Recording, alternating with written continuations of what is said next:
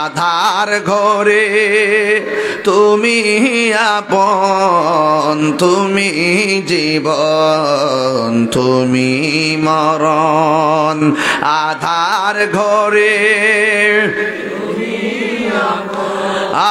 তুমি মোদের পাড়ের তরি, তুমি মোদের পাড়ের তরি, তুমি নিদানে তোরানে ওয়ালা ইয়া রাসূলুল্লাহ।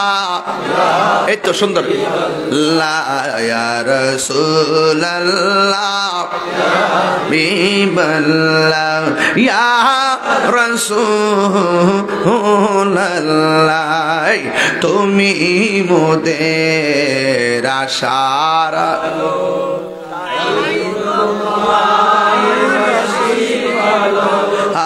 তুমি মোদের আশার আলো, তাই তো তোমায়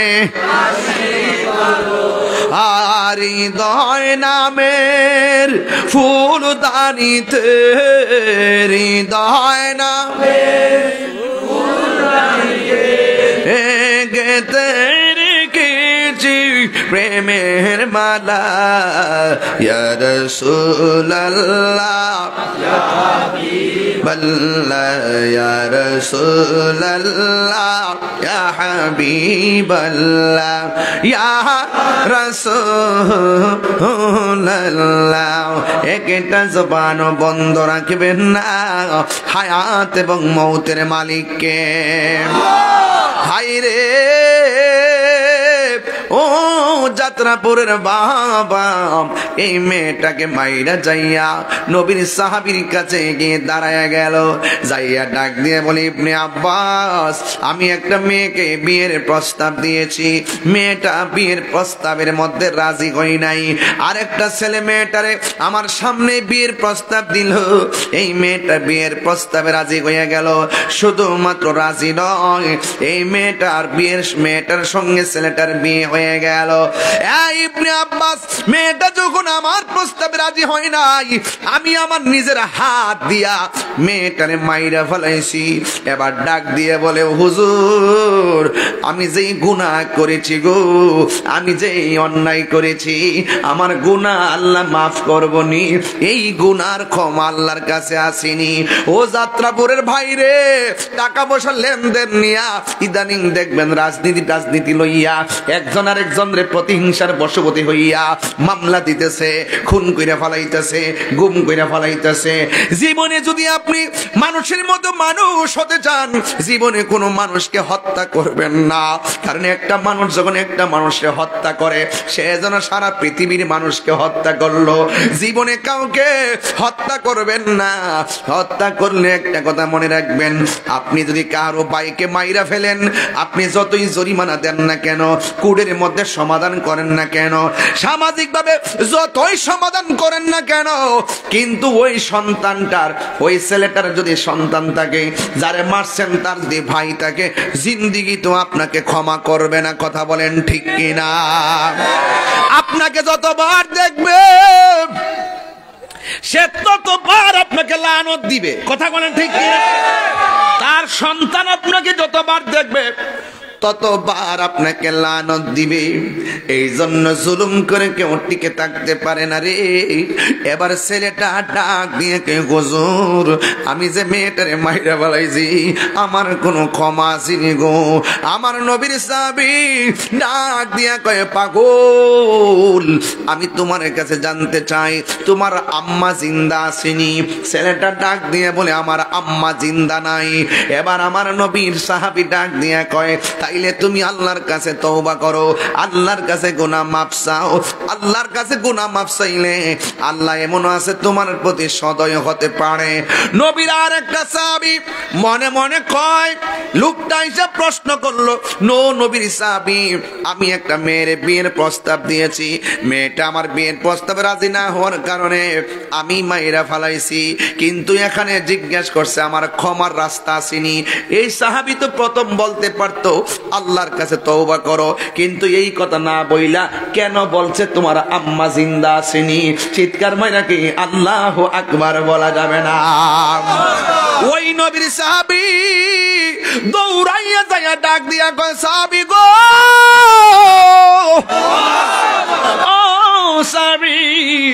আপনি ছেলেটারে প্রথমই তো বলতে পারতেন তুমি যে গুনাহ করেছো আল্লাহর কাছে ক্ষমা চাও। এই কথা না বইলা আপনি কেন বললেন তোমার মা জিন্দা ছিনি? মায়ের সঙ্গে সন্তানের হত্যার সম্পর্ক কি? এই কথা বলার পরে নবীর সাহাবী ডাক দিয়ে কয়, আমি তার প্রথম কেন বলছি মা আছে জাননি? কেন বলছি মায়ের কথা কেন জিজ্ঞেস করছি? কারণ এই পৃথিবীর মধ্যে একটা মাত্র মানুষ দোয়া করলে মাঝখানে কোনো পর্দা থাকে না, ডাইরেক্ট আল্লাহর দরবারে কবুল হয়ে যায়। সে যে অন্যায়টা করছে এই অন্যায়টার জন্য যদি মায়ের কাছে যায় কয়, আম্মা আমি এমন একটা গুনাহ করছি গো মা, ডানের মানুষ জানে না, বামের মানুষ জানে না, সামনের মানুষ জানে না, পিছনের মানুষ জানে না, যা কেউ জানে না, জবানটা খুলে কোন জানে কে? আর মায়ার সুরে কোন না জানে কে? আল্লাহ, ও গো আল্লাহ, ক্ষমা করে দাও, মাফ করে দাও, বললেন ক্ষমা করে দাও, দাও। যতদিন জীবন বিনা বাজিবে,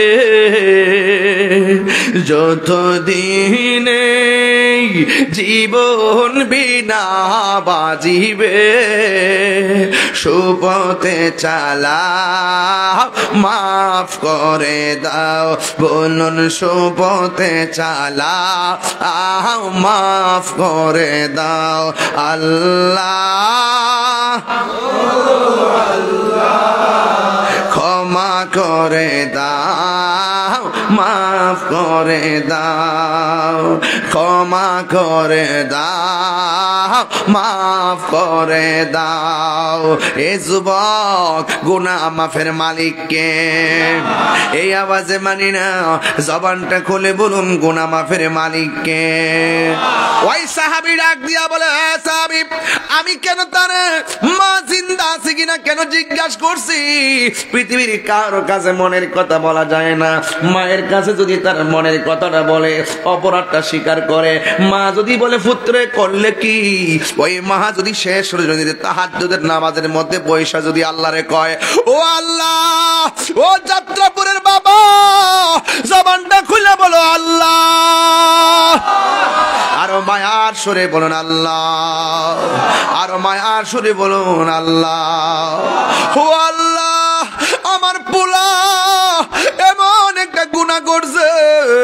আপনারা জবান খুলে বলেন, মায়ের দোয়া লাগে কি লাগে না? মায়ের বদদোয়া লাগে কি লাগে না? এই জায়গার মধ্যে ওয়াজটার আরেকটা কথা কয় লাগবে। আমার নবী, আপনার নবী গুরুস্থানের, এখানে গুরুস্থান আছে না? গুরুস্থানের মধ্যে আমার নবী গেছেন। আল্লাহ বলছে, ওয়ামা ইয়াস্তাবিল আহইয়া ওয়ালাল আমওয়াত, যারা জিন্দা যারা মুর্দা এরা কোনোদিন এক হতে পারে না। যারা জিন্দা যারা মরা এরা কোনোদিন এক হতে পারে না।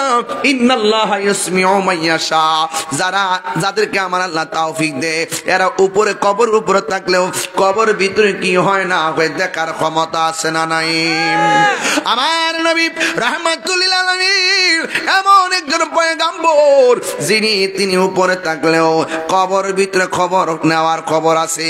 আমার নবী একদিন গুরুস্থানের মধ্যে গেল, যাইয়া দেখতেছেন গুরুস্থানের মধ্যে যতগুলা লাশ দাফন করা হয়েছে প্রত্যেকটা লাশের পিঠের নিচে আমার আল্লাহ জান্নাতের গালিচা বিছায়া রেখে দিয়েছে। এই আওয়াজে মানি না, জবান খুলে কন্যা আল্লাহু আকবার। আমার নবী মুস্কি মুস্কি হাসলেন। আমার নবী ডাক দিয়ে কয় সাহাবীরা রে, এই গোরস্থানটা নতুন হিসাবে প্রত্যেকটা লাশের নিচে আমার আল্লাহ জান্নাতের গালিচা বিছায়া রাখছি। দেখতে দেখতে নবী আমার আরেকটা কবরের পারে গেল, যাইয়া নবী চোখের পানি ফালায়া ফালায়া কান্না শুরু করলো। নবীর সাহাবীরা ডাক দিয়ে কয় নবী গো, আপনার হাসি দেখলে মনে শান্তি পায়, আপনার চোখে পানি দেখলে আমাদের হতাশার শেষ নাই। ইয়া রাসূলুল্লাহ, সব কবর দেইকা আপনি মুস্কি মুস্কি হাসলেন, আর একটা কবর দেইকা কেন গো আপনি চোখের পানি ফালায়া ফালায়া কাঁদলেন? আমার নবী ডাক দিয়ে কয় সাহাবীরা, আমি নবী যাহা জানি তোমরা তা জানো না, আমি নবী যাহা দেখি তোমরা তা দেখো না, আমি নবী যাহা শুনি তোমরা তা শুনো না। আপনারা জবান খুলে বলুন, আমার নবী মাটির উপরে, আমার নবী কবরের নিচে দেখার ক্ষমতা আছে না নাই? এটা কি মোল্লার কথা না আল্লাহর কথা? ইন্নাল্লাহা ইউসমিউ মান ইয়াশা,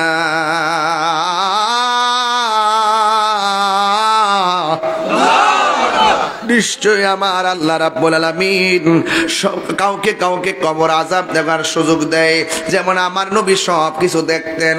দেইকা ডাক দিয়া কই সাহাবীরা, আমি কেন হাসছি তোমাদেরকে বলেছি, কিন্তু কেন কান্না করি তোমাদেরকে এখন বলা যাবে না। তাড়াতাড়ি বাজারের মধ্যে যাও, বাজারের মধ্যে যায় সুন্দর করে মাইকিং করে দাও যে এই গুরুস্থানের মধ্যে কার কার আপনজনের লাশ শুয়ানো হয়েছে।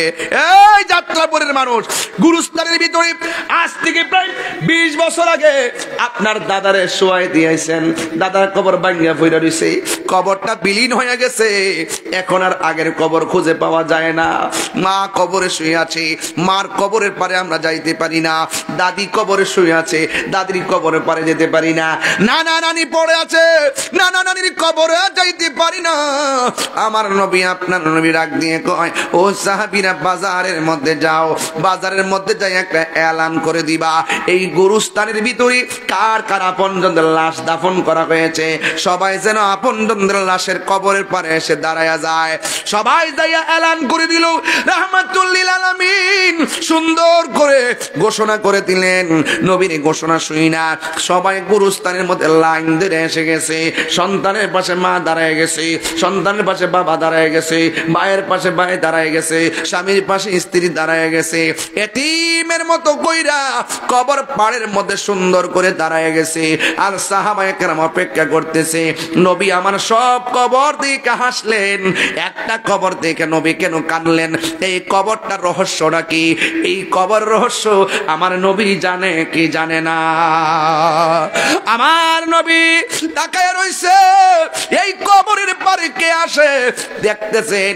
একটা বুড়া মহিলা, লাঠি বড় করে করে হাঁটতে পারে না, কোমরটা বাঁকা। নবী আমার অর্ডার দিছে, নবীর কথা মানতে যাইয়া দৌড়াইয়া লাঠি বর কইরা গুরুস্থানের ভিতরে যখন ঢুকে গেছে, ওই মুহূর্তে সাহাবায়ে কেরাম কয়, ওই যে মহিলাটা ওই কবর পরে আসতেছে, যে এই কবরটা দেখা আমার নবী চোখের পানি ফেলে কান্না করেছেন। ইন দি মিন টাইমে মহিলাটা লাঠি বর কইরা ওই কবরের পরে যখন দাঁড়াইছে, আমার নবী আপনার নবী রহমাতুল লিল আলামিন ডাক দিয়া বলেন, ইয়া রাসূলুল্লাহ, ইয়া হাবিবাল্লাহ। ওই কবরের পরে মহিলাটা দাঁড়াইছে, সাহাবায়ে কেরাম বলে, ইয়া রাসূলুল্লাহ, ওই মহিলাটা কবরের পরে দাঁড়াইছে। আল্লাহর হাবিব মহিলাটাকে ডাক দিয়া বলে, মা মা, এই কবরের পারে আপনি দাঁড়াইছেন, আমি নবী জানতে চাই কবরের ভিতরে লাশ হয়ে কে পড়ে আছে? ওই মহিলাটা চোখের পানি ফালায়া ফালায়া কান্দা গয়, ও নবী গো, এই সন্তানটা আমার সন্তান কবরে আছে। আমার নবী কয়, মা আপনি জানেননি আপনার সন্তানটা কবরে কেমন আছে? মহিলাটা ডাক দিয়ে কয়, আল্লাহ এবং তার নবী ভালো জানে, আল্লাহ এবং তার হাবিব ভালো জানে। আমার নবী ডাক দিয়ে বলে মা গো, ও মা, এই সন্তানটা কবরের ভিতরে জাহান্নামের বিছানার মধ্যে ছটফট করতেছে। তার কান্নার আওয়াজে মাগরিব থেকে মাশরিক, শিমাল থেকে জুনুব পর্যন্ত মানুষ এবং জিন ছাড়া সবাই তার কান্নার আওয়াজে অতিষ্ঠ হয়ে গেছে। এমন ভাবে জাহান্নামের আগুনের বিছানার মধ্যে পড়ে আছে। এই কথাটা মা শুনলেন।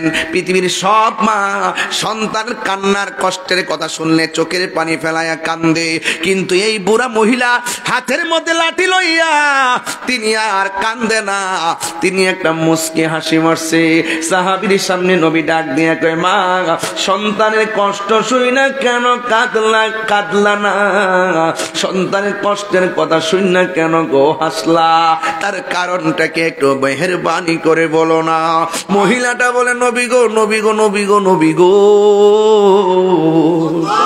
ও মায়ার নবী, দয়ার নবী, আমি কেন হাসছি জানেননি? এই সন্তানটা যেদিন আমার পেটের মধ্যে কনসেপ্ট হয়েছে সেই দিন থেকে আমার আনন্দের কোনো সীমা ছিল না।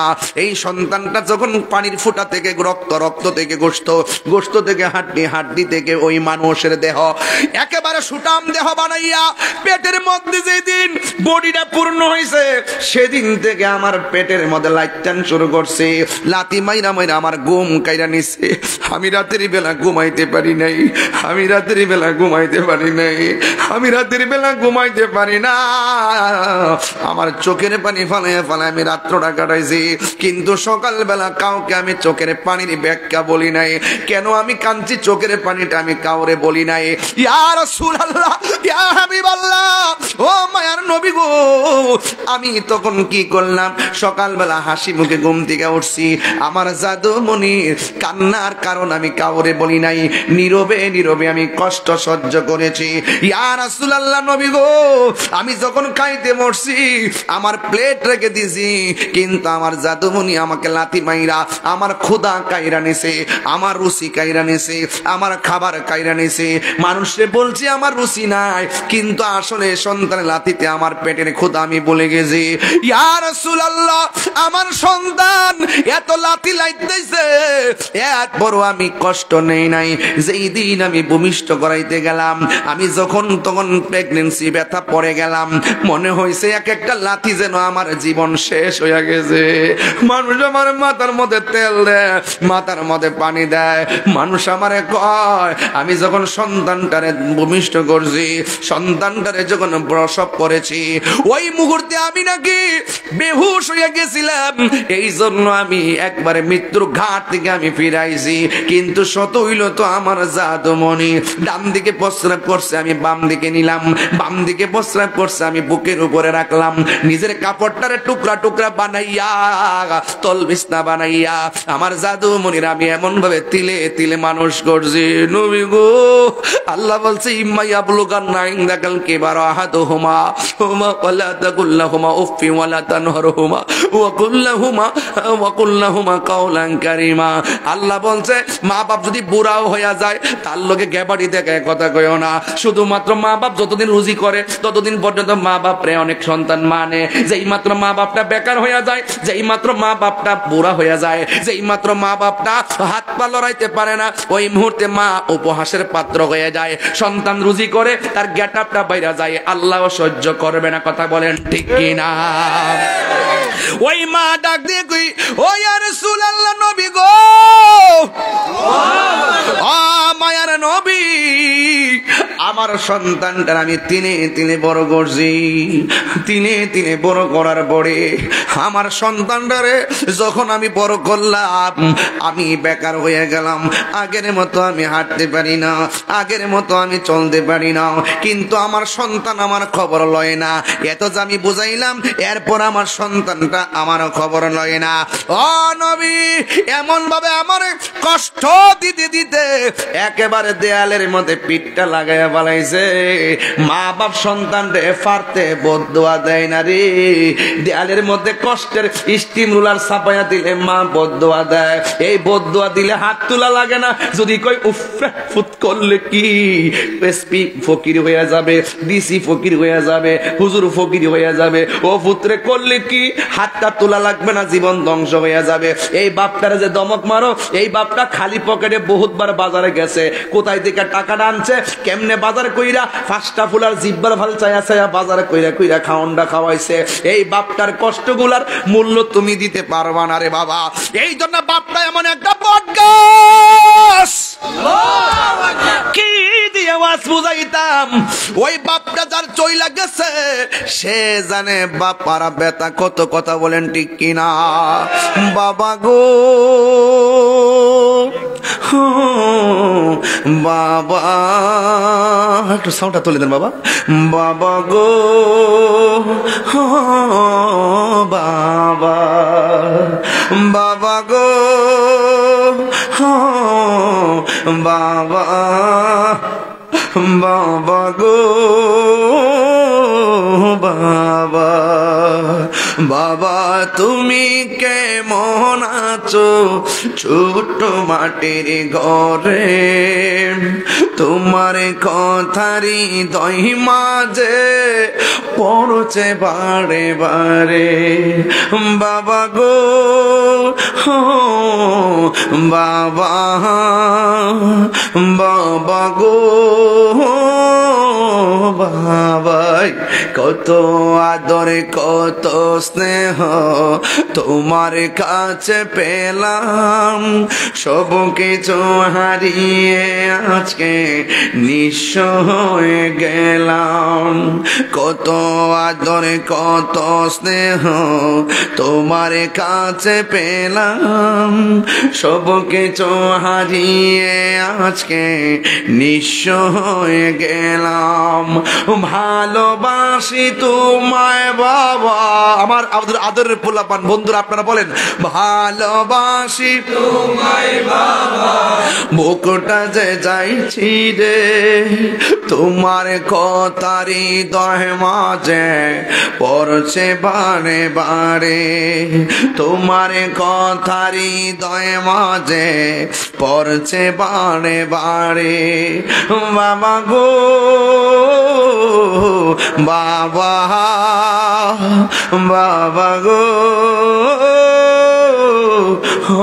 বাবা, দরজাটা খুলতে খে যাই ধোকা, মা বুঝি বলছে এলে নাকি খোকা, বুকের ভেতরটা নড়ে চড়ে উঠে, চোখ বেয়ে জল নেমে আসে, শুধু মানে শুধু মানে শুধু মানে শুধু মানে, এই সেই ঘর এই সেই খাট, বিছানার পাশে আছে পানের বাটা, চশমাটা পড়ে আছে পাশে, শুধু মানে শুধু মায়, জানি ফিরে পাবো না হারানো তিথি, বাবা শুধু তাহিরির প্রেমে বাঁধা স্মৃতি, বুকের ভেতরটা নড়ে চড়ে ওঠে, চোখে বেয়ে জল নেমে আসে, শুধু মানে শুধু মানে শুধু মানে শুধু মানে। একটা জবানও বন্ধ রাখবেন না, চিৎকার মেরে কন্যা আল্লাহু আকবার। মা ডাক দিয়ে নবী গো, আমার পোলা যখন আমার কষ্ট দিয়েছে, আমি দুইটা হাত আল্লাহর কাছে অসহ্য হয়ে বাড়াইয়া দিয়েছি, আল্লাহ আমার পোলা আমারে কষ্ট দিছে, তুমিও তারে কবরের মধ্যে কষ্ট দিও। আমার আল্লাহ যে আমার দোয়াটা কবুল করছে, এই জন্য আমি হাসতেছি। আমার আল্লাহ যে পাগলনির দোয়াটা কবুল করছে, কথা কোন ঠিক কিনা? আমি যে বদদুয়া দিছি, আল্লাহ যে শুনছে, শূন্য যে শাস্তি দিতেছে, আল্লাহ যে আমি পাগলনির কথাটা শুনছে, আমার মতো আনন্দিত আর কেউ নাই। ও বন্ধু বন্ধু বন্ধু রে, মায়ের প্রতি সন্তানের ভালোবাসা আর উম্মতের প্রতি নবীর ভালোবাসার পার্থক্য আছে না নাই? আমার নবী তো দেখতেছে উম্মতে কাঁদতেছে, ওই মুহূর্তে আমার নবী মায়া লেগে গেছে। আমার নবী আল্লাহরে ডাক দিয়ে কই, আল্লাহ ও আল্লাহ, মা বদদুয়া দিছে তুমি কবুল করছো, এই সন্তানটা যে কবরের মধ্যে আযাবে আছে, একটা বার শুধুমাত্র কবরের উপরে সামিয়ানাগুলা সরাইয়া দাও, সরাইয়া সন্তানটার কষ্টটা দেখাইয়া দাও। নবীর মতন মুস্তাজিবুদ দাওয়া পৃথিবীর কেউ নাই। নবী যদি বলে আল্লাহ দাও, আল্লাহ দেয়। নবী যদি বলে আল্লাহ ক্ষমা করো, আল্লাহ ক্ষমা করবে। নবী যেই মাত্র বলছে ও আল্লাহ তুমি কবরের দাসালি গুলা উড়াইয়া দাও, কবরটা আলোক করে দাও, মহিলাটা যেন তার সন্তানটারে দেখে। ও বন্ধু বন্ধু, এবার নবী বলতে দেরি, কবর উপরে সানিগুলা সরে গেছে। মা তাকাইয়া দেখে সন্তানটা কবরের ভিতরে একটা সিল্লি মারে রে, এমন ভাবে চিৎকার মারে, এই কান্নার আওয়াজটা মার কানের মধ্যে আসতে দেরি, ওই মা হাজার জন্মের ব্যথা বইলা আমার আল্লাহর একটা ডাক মারছে। জোরে জোরে কি আল্লাহু আকবার বলা যাবে না? আর মহিলাটা ডাক দিয়ে কি, আল্লাহ আমার জাদুমণি আমারে কষ্ট দিছে, আমি সহ্য করতে না পাইরা বদদুয়া দিছি, তুমি কবুল কইরা যে এমন ভাবে তারে শাস্তি দিবা আমি জীবনেও কল্পনা করি নাই। আমার জাদুমণিরে যে এমন ভাবে তুমি কষ্ট দিবা আমি ভাবি নাই। ও আল্লাহ, আমার সন্তানটারে তুমি মাফ কইরা দাও। আমি যেই কথাটা বুঝাইতাম চাইছিলাম আপনাদেরকে, যে পৃথিবীতে যত সন্তান মারে কষ্ট দেখ না কেন, সন্তান যদি মার পায়ে ধরে বলে আম্মা গো আমি ভুল করছি, আর তোমার কষ্ট দিতাম না, জনম জনম যত কষ্ট সব মা দুঃখিনী সেকেন্ডে ভুলে যায়। কেন জানেননি? কারণ হাদিসের মধ্যে মার কথা বলছে আল্লাহ রসুল 3 বার, বাবার কথা বলছে 1 বার, আর প্রতিবেশীর কথা বলছে 1 বার। মা মা মা মা মমতার চাদর। এই জন্যই আমি প্রায় মাহফিলে বলি, মা গো তোমার মতো লই না কেহ, আমায় কোলে টানি, মা গো তো লই না কেহ, আমায় কোলে টানি, আঁচল দিয়ে মোচে না কে, আঁচল দিয়ে মোচে না কেউ আমার চোখের পানি, হায়রে মা জননী আমার। সবাই মহব্বতে বলেন হায়রে মা জননী আমার, হায়রে মা জননী। এই যুবক আজকে বাড়িতে যাওয়ার পরে মাকে সালাম করে বলবো, আম্মা জীবনে যত কষ্ট দিছি মেহেরবানি করে যাত্রাপুর মাহফিল থেকে নিয়ত করেছি আর কোনোদিন আপনাকে কষ্ট দিব না। যুবক বাড়িতে যাইয়া ফজর আজানটা হওয়ার পর মোবাইল চালায় চালায় ঘুমাইও না, ফজরের নামাজটা পড়া ঘুমাইয়া যাইবা, চলন্ত পথে থাকলে গাড়ির মধ্যে নামাজটা পড়া ফেলাইবা, নামাজ জন্মা গেলে ঘরের মধ্যে যাইয়া নামাজ গুলো ঠিক মতো পড়া ফেলাইবা। ওয়াজ শুনলে লাভ হবে না, ওয়াজটা আমল করা লাগবে। কেউ যদি কোরআনের বিরুদ্ধে কথা বলে, কেউ যদি নবীর বিরুদ্ধে কথা বলে, আর আপনি যদি চুপ কইরা ঘরের মধ্যে বসে থাকেন, আপনি হবেন বোবা শয়তান। আপনাকে প্রতিবাদ করতে হবে, এটার নাম হলো ঈমান। ঠিক কিনা? হাত তোলা বলো, ঠিক কিনা বলো।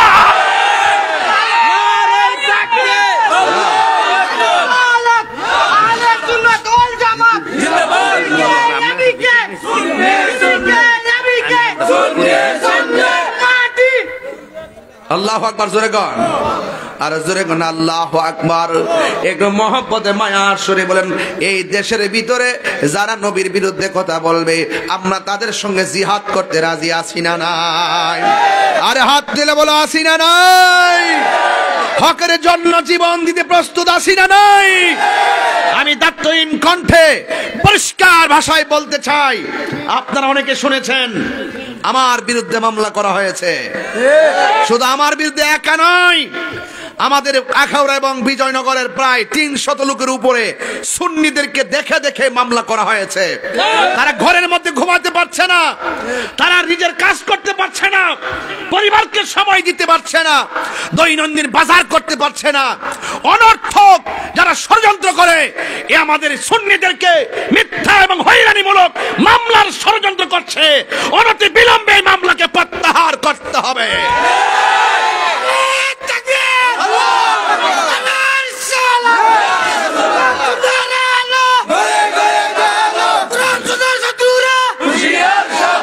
ভাইয়ের আমার, আমি পরিষ্কার ভাষায় বলতে চাই, আমার ব্যাপারে ব্যানার নিয়ে নিয়ে রাজপথে আন্দোলন চলতেছে। চট্টগ্রাম থেকে শুরু করে প্রত্যেক জায়গায় কি আন্দোলন বাড়তেছে না কমতেছে? এখনো পর্যন্ত মিডিয়াগুলো নীরব, মিডিয়াগুলো এখনো স্বাধীন হতে পারে নাই, প্রশাসন এখনো স্বাধীন হতে পারে নাই। আপনারা আরেকজনের কথা শুনে দেশের আইনকে কলঙ্কিত করবেন না, হলুদ পাতার সাংবাদিকতা করবেন না। আমার ব্যাপারে শুভাকাঙ্ক্ষী হয়ে অনেক জায়গা প্রতিবাদ হচ্ছে। আমি বলবো তাড়াতাড়ি মামলাটা প্রত্যাহার করুন। আমার যাই হোক না হোক, কিন্তু আমার 300 ভাইয়ের নামে যে মামলা করে ঘর থেকে বের করা হয়েছে এবং বিজয়নগরের প্রায় 6-7 জনকে ধরে নেওয়া হয়েছে, তাদেরকে তাড়াতাড়ি মুক্ত দিতে হবে এবং পুরো মামলা প্রত্যাহার করতে হবে। যদি এই 300 জনের লোকের মামলা যদি প্রত্যাহার, টোটাল মামলাটা যদি প্রত্যাহার করা না হয়, আমার বিরুদ্ধে 1 নম্বর আসামি আমাকে করেছেন, আমি 1 নম্বর আসামি হয়েও রাজপথে নামতে বাধ্য হব। তখন সেটা কিন্তু দাবায় রাখতে পারবেন না। আপনারা ভালো করে জানেন যে আমি যৌক্তিক দাবির জন্য জীবনটা হাসতে হাসতে দিতে প্রস্তুত। আমি যদি অন্যায় করি আমি ক্ষমা চাইবো, হাতে নিজের হাতে পড়ব। কেউ যখন আমাকে অন্যায় করে কনস্পাইরেসি ভাবে, ষড়যন্ত্রমূলক ভাবে হয়রানি মামলা করে সুন্নিদের বিরুদ্ধে ট্যাগ লাগিয়ে সুন্নিদেরকে বিরক্ত করবে, সুন্নিরা ঘরে বসে থাকবে না। ঠিক কিনা বলেন? কেউ ঘরে বসে থাকবে না।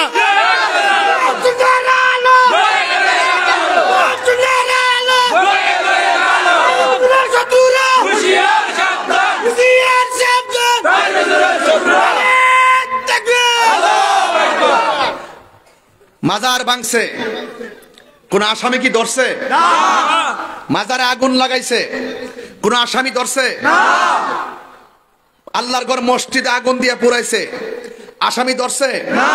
গরু টরু যা সব চুরি করে নিয়ে গেছে, আসামি ধরছে?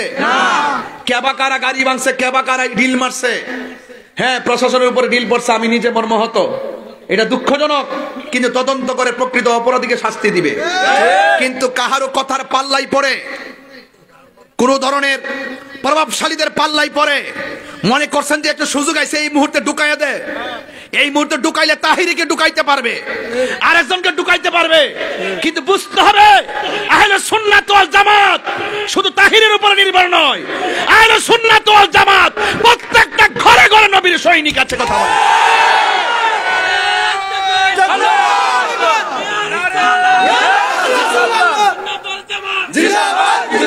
দখলদারিত্বের তাণ্ডব লীলা বন্ধ করতে হবে, মামলা বাণিজ্য বন্ধ করতে হবে।